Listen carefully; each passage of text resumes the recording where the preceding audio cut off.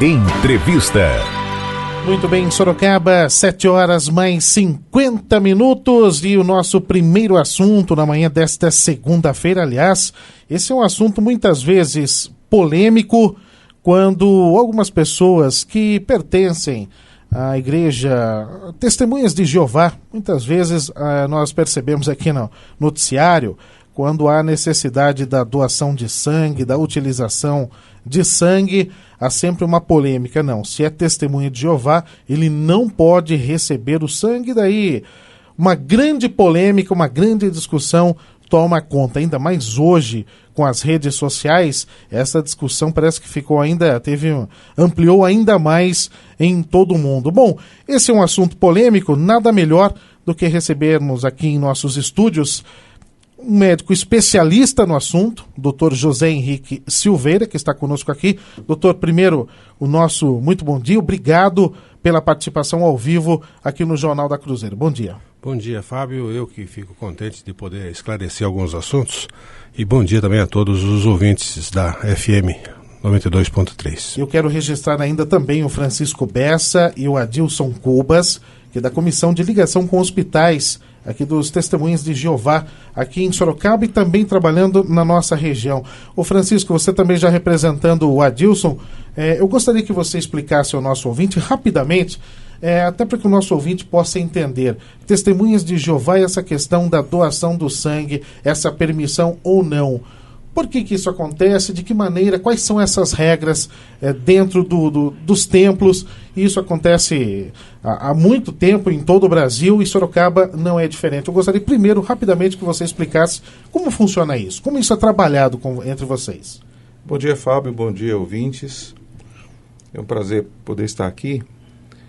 As Testemunhas de Jeová, elas são sérios estudantes da Bíblia e nós temos um entendimento religioso que está embasado em Atos dos Apóstolos, primeiro concílio apostólico, capítulo 15 de Atos, versículo 28, 29, também o versículo 20. Os apóstolos tomaram uma decisão naquela época sobre a questão do sangue. Como naquele tempo não havia transfusões de sangue, então a palavra não transfundir sangue ou não aceitar transfusões de sangue não está nesse texto da Bíblia.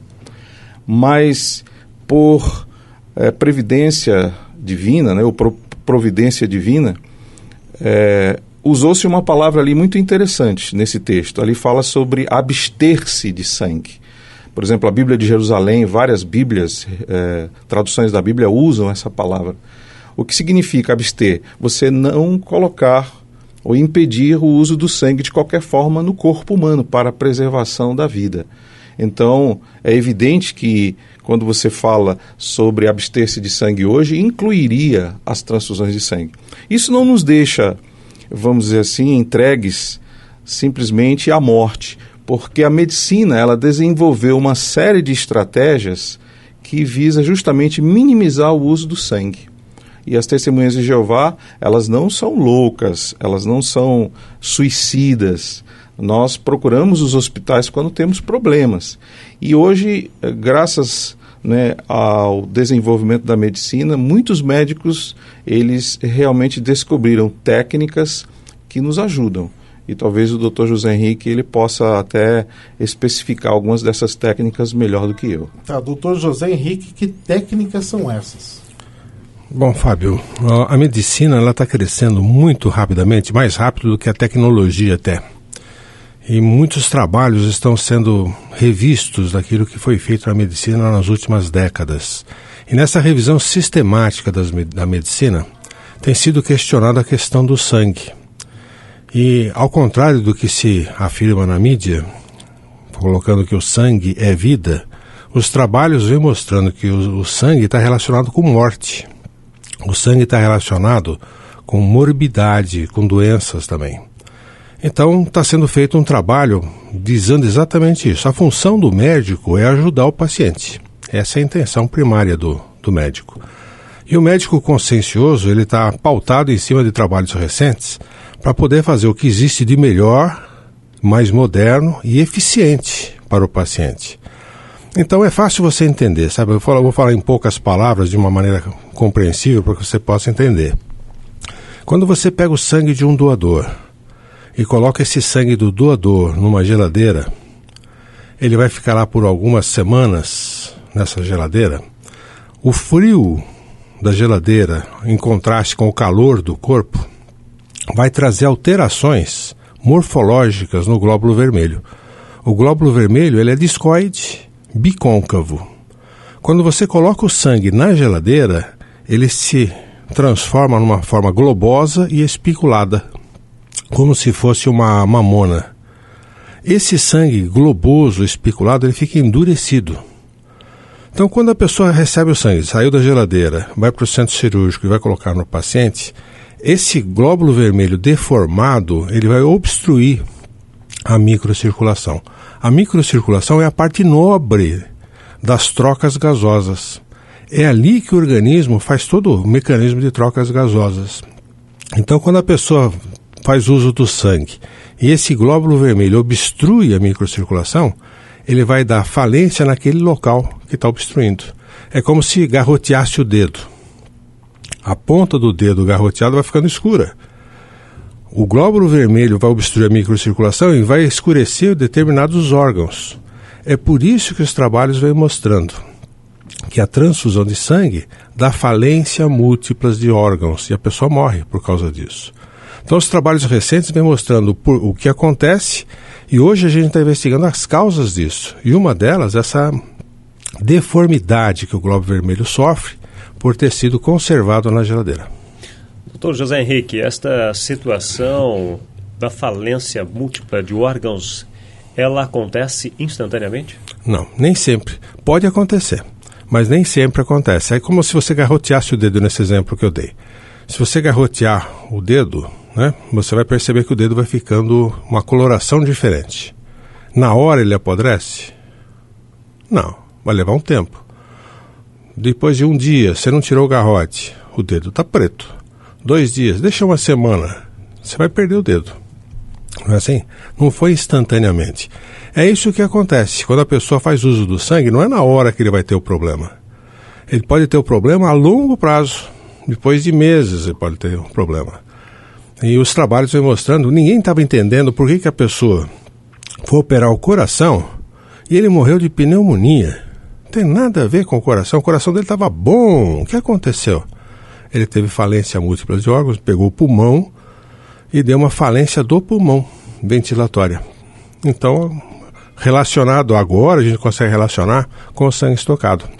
Só para você ter uma ideia, Fernando, o glóbulo vermelho ele tem aproximadamente 7 microns, 7 microns de diâmetro, o glóbulo vermelho.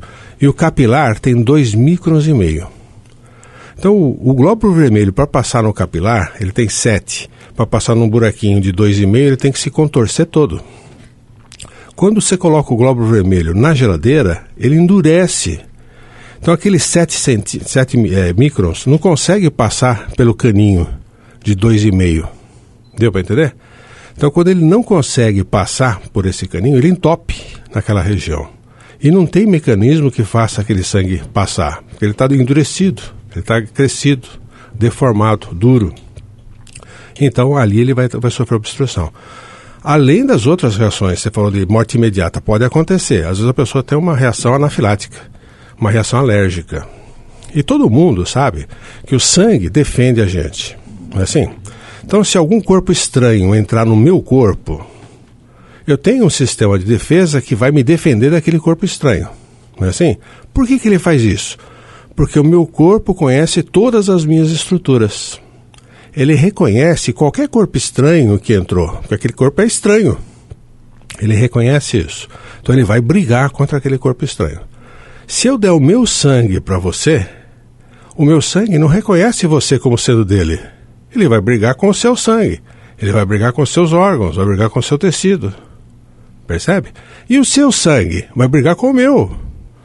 Não existe esta questão da compatibilidade? Então, mesmo na compatibilidade, mesmo se você pegasse 2 exemplos do ABO e RH igualzinho, idênticos, mas o meu sistema de defesa vai me defender. E vai agredir qualquer agressor. tá certo? Então o meu sangue em você vai agredir você. Além do sistema de antígeno e anticorpo, em cima da superfície dos órgãos e do sangue também, existem os antígenos de superfície. São cerca de 150 antígenos diferentes que existem. Qual é a chance dos meus 3 dos 150 ser igual aos seus 3, se tem 150? Então, não vou encontrar sangue compatível. É mais fácil você encontrar uma impressão digital idêntica do que encontrar 2 tipos de sangue idêntico. É muito mais difícil de encontrar. Então, vai ter uma tremenda uma agressão imunológica no seu sistema sanguíneo. Então, essa agressão imunológica é que vai provocar uma reação em cadeia e que pode dar a morte súbita na pessoa.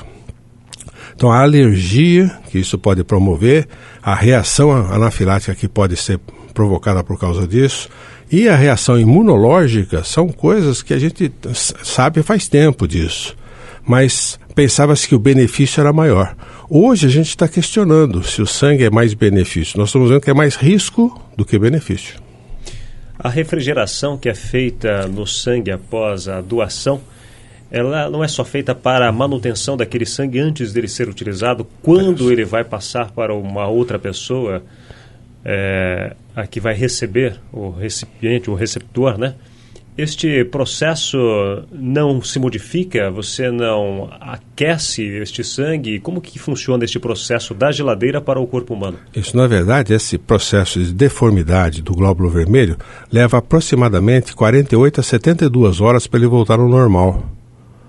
Então você ficou obstruído nesse período de tempo que você aplicou, ele está obstruído.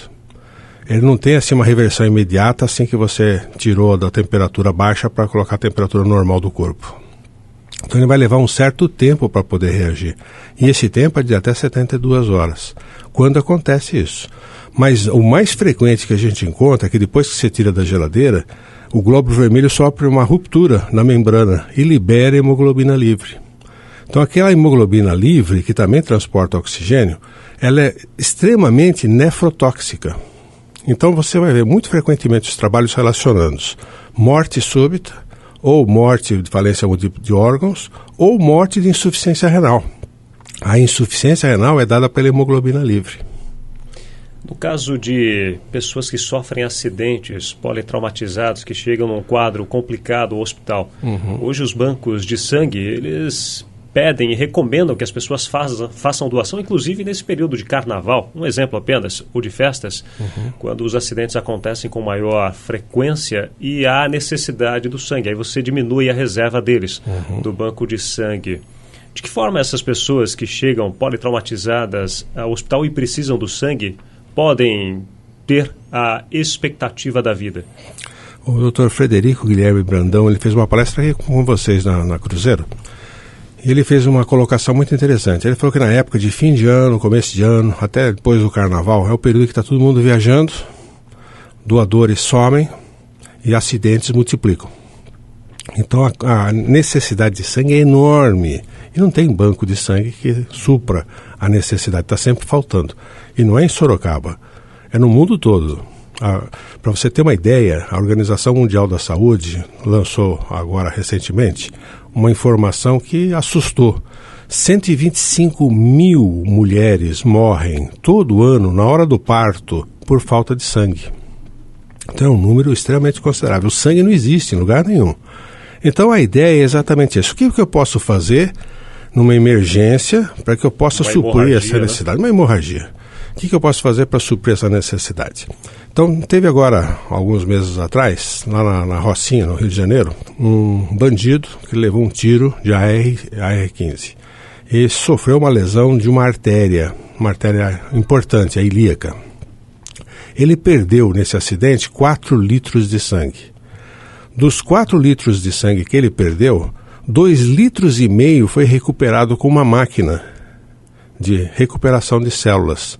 Então aspirou o sangue que estava na cavidade abdominal dele e reinjetou nele 2,5 litros. Ele manteve a volemia com solução salina e fez a cirurgia com êxito. Está vivo até hoje. Sem usar nada de sangue homólogo. Foi só sangue autólogo. Então, é possível fazer? É. Aqui em Sorocaba tem equipamentos que fazem essa recuperação de células. É que é pouco utilizado. Mas o meu sangue em mim é excelente. Bom, então o que eu vou fazer num caso de uma emergência comigo, por exemplo?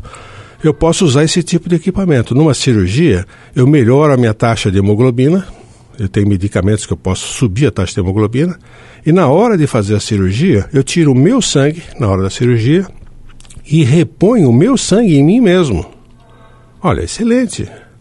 Então eu estou usando uma hemodiluição, fazendo uma autotransfusão, uma transfusão de meu sangue em mim mesmo. Meu sangue me conhece, não vai causar lesão nenhuma. E eu não vou ter incompatibilidade. E também não vou receber doença nenhuma, porque é o meu sangue. É isso que a gente tem feito hoje em dia na medicina. Não se degrada o sangue nesse processo? Não, porque é instantâneo, não vai ficar na geladeira. Na hora da cirurgia eu tiro 3, 4, 5, 6 bolsas de sangue e reponho em ato contínuo durante a cirurgia. Faço a hemodiluição, depois da hemodiluição eu reponho o meu próprio sangue em mim mesmo. Excelente. Muito bem, 8h mais 6 minutos. Eu quero registrar aqui algumas participações. A nossa ouvinte, a Cássia, está acompanhando. Ela tem algumas críticas sobre essa questão. Segundo ela, que as pessoas têm que doar sangue sim, continuar com esse processo e o apelo que ela faz aqui em Sorocaba. O Otávio também acaba de mandar aqui uma mensagem para a gente, também falando que pela primeira vez ele está ouvindo sobre este assunto.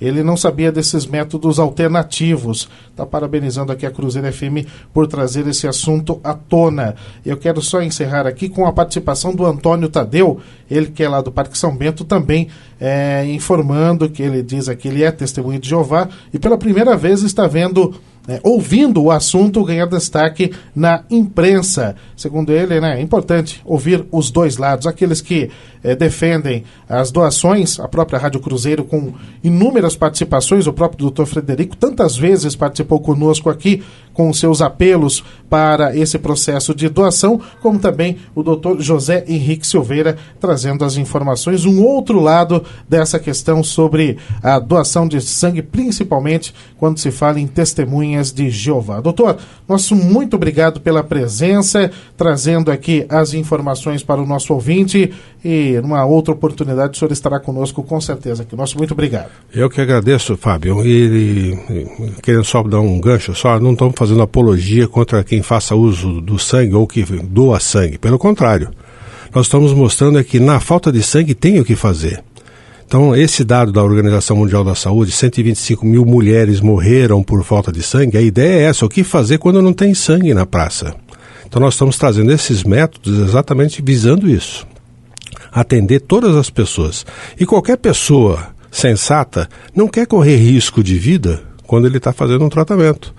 E o tratamento sem sangue é isento de risco. O tratamento com sangue todo mundo sabe. Se você colocar a mão num sangue com uma ferida no dedo, você colocaria a mão numa bolsa de sangue ou numa poça de sangue? Não, você sabe que pode se contaminar. Imagine injetar 2 litros na sua veia. A chance de ser de pessoas diferentes é enorme e a chance de você se contaminar é muito grande. Não existe sangue seguro. Então, se a gente tem alguma coisa paralela que você pode fazer, é excelente. Mas não estamos fazendo apologia contra o sangue, não. E esse é o espaço super amplamente democrático do nosso jornalismo, justamente para tirar essas dúvidas de um assunto que é muito polêmico, mas é preciso sim também ouvir o outro lado. Tantas críticas muitas vezes, aos testemunhas de Jeová, por que não trazê-los aqui juntamente com o Dr. José Henrique Silveira para explicar também essas alternativas. Eu quero agradecer também ao Francisco Bessa e o Adilson Cubas, que estão conosco aqui na manhã desta segunda-feira, participando desta primeira entrevista aqui do Jornal da Cruzeiro. Eu só quero fechar esta meia hora com o apoio cultural de Ventilare, um toque de conforto. Sim Comerciários, o Sindicato dos Empregados no Comércio de Sorocaba. E Júlio Casas Imóveis, cuidando bem do seu bem. Acesse juliocasas.com.br.